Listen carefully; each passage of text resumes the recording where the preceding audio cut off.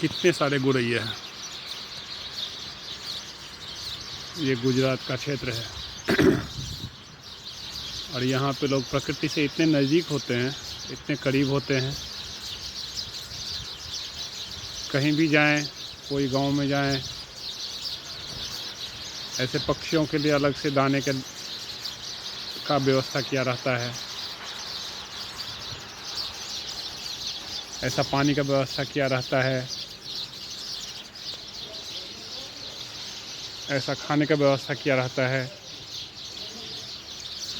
जानवरों के लिए पानी के लिए व्यवस्था किया रहता है। हमारा बिहार ना सिर्फ मजदूरी करने के लिए बाहर जाता है, वहाँ से कुछ सीख करके आता नहीं है। देखिए, कुछ ऐसा इम्प्लीमेंट जो बाहर से देख करके आए तो अपने गांव में करे। आज हमारे गौरैया जो बिहार में फेमस हुआ करता था, एक भी नहीं दिखता है। प्रकृति से कोसों दूर होते हुए जा रहा है बिहार। सिर्फ पैसा कमाना, मजदूरी करना और कुछ नहीं रह गया है।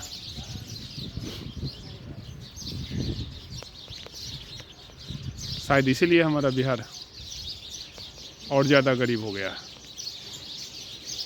एक मजदूर क्षेत्र बन के रह गया।